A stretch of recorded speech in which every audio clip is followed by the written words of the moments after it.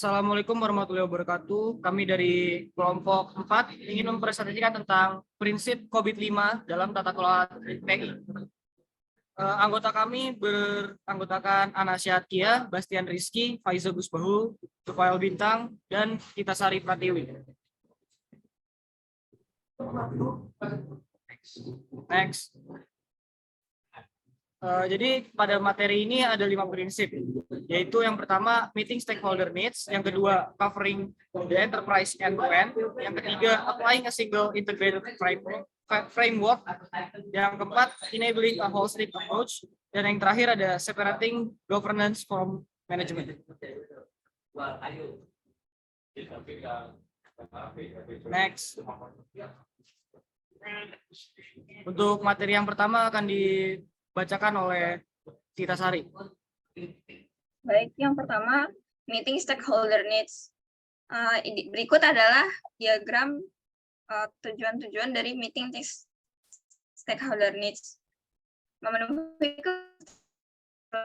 memiliki banyak stakeholder, memberi nilai atau keuntungan, mempunyai arti yang berbeda, dan kadang menimbulkan konflik antara satu sama lain. Tata kelola adalah mengenai negosiasi dan memutuskan antara kepentingan stakeholder yang berbeda. Sistem tata kelola seharusnya mempertimbangkan semua stakeholder, membuat keputusan mengenai laba, sumber daya, dan penilaian risiko. Untuk setiap kebutuhan, hal-hal berikut dapat dan seharusnya ditanyakan. Yang pertama, siapa yang menerima keuntungan? Yang kedua, siapa yang menanggung risiko? Lalu yang ketiga, apa sumber daya yang dibutuhkan?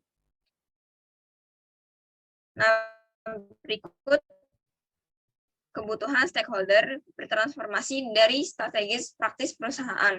Tujuan COVID-5 menerjemahkan kebutuhan stakeholders dan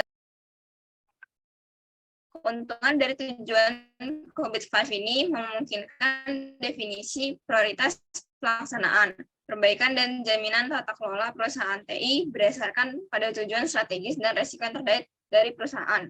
Dalam praktiknya, tujuan dari COVID-5 ini mendefinisikan tujuan dan sasaran yang relevan dan nyata di berbagai tingkat tanggung jawab. Lalu, filter basis pengetahuan dari COVID-5 ini berdasarkan pada tujuan perusahaan untuk menjabarkan paduan yang relevan untuk dimasukkan dalam pelaksanaan perbaikan atau jaminan-jaminan proyek tertentu. Yang terakhir, dengan jelas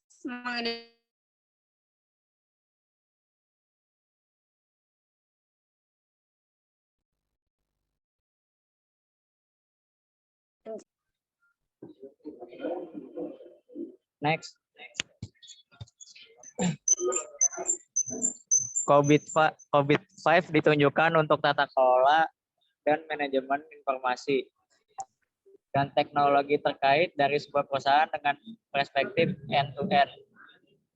Ini berarti COVID-5 mengintegrasikan tata kelola TI perusahaan dalam tata kelola perusahaan, yaitu sistem tata kelola untuk TI. Perusahaan yang diusulkan oleh COVID-5 diintegrasikan dalam setiap sistem tata kelola.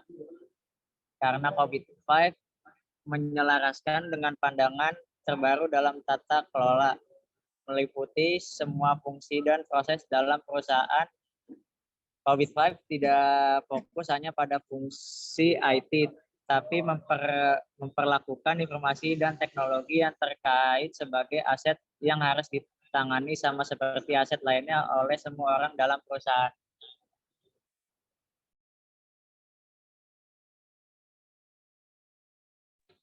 Next.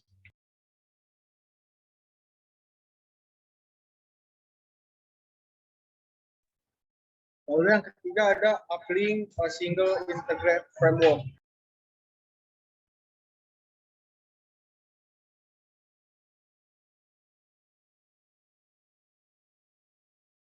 Next.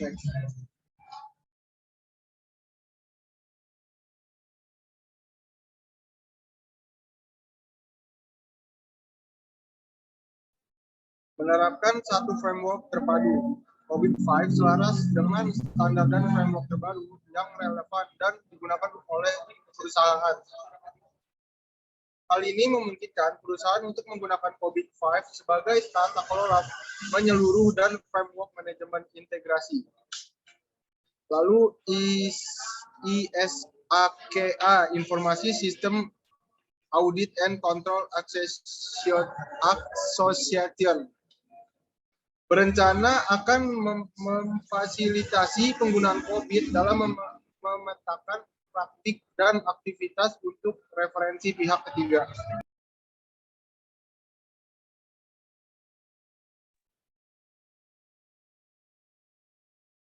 Memungkinkan pendekatan holistik yang dapat membuat COVID-5 berjalan dengan baik. Ada faktor-faktor yang secara individu dan kolektif mempengaruhi apakah sesuatu akan bekerja. Dalam kasus COVID, tata kelola dan manajemen atas TI perusahaan. Lalu didorong oleh rincian tujuan, yaitu tingkat tujuan TI yang lebih tinggi dengan mendefinisikan apa saja enabler yang harus dicapai. Lalu yang ketiga digambarkan oleh framework COVID-5 dalam 7 kategori.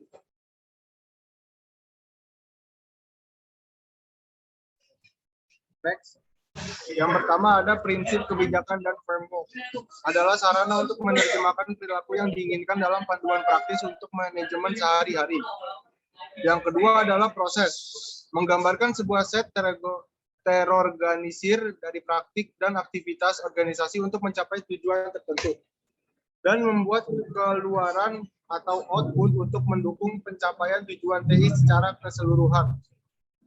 Yang ketiga ada organisasi.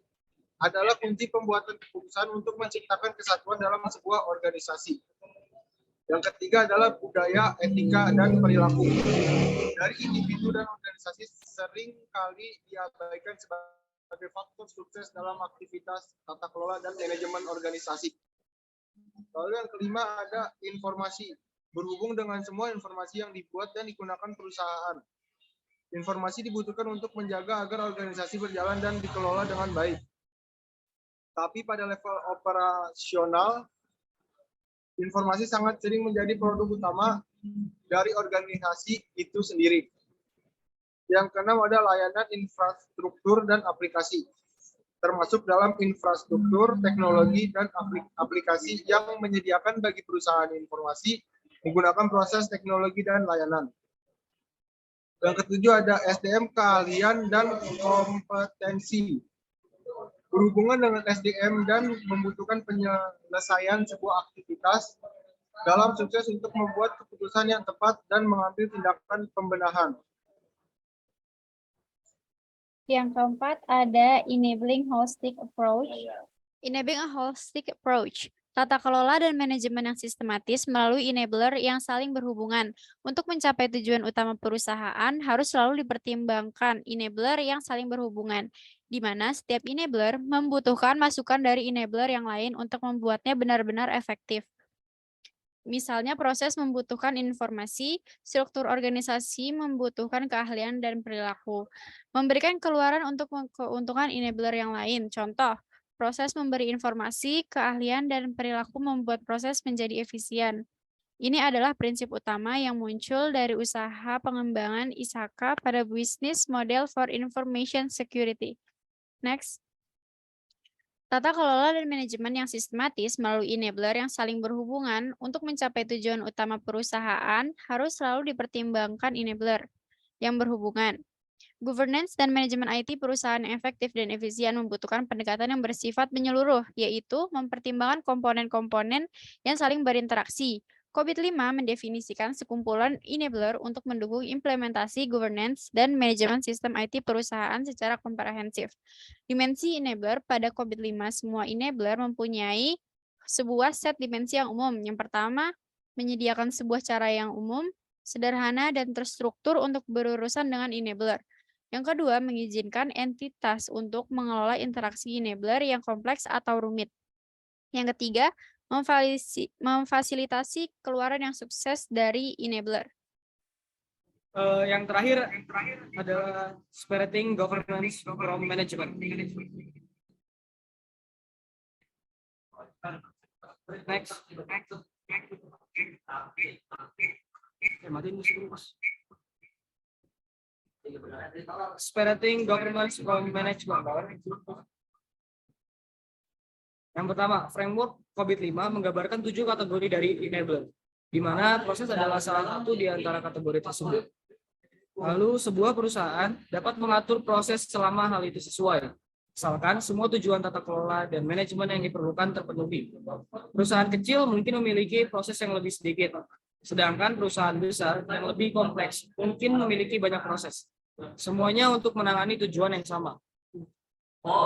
COVID-5 termasuk sebuah model referensi proses yang mendefinisikan dan menjelaskan secara rinci sejumlah proses tata kelola dan manajemen.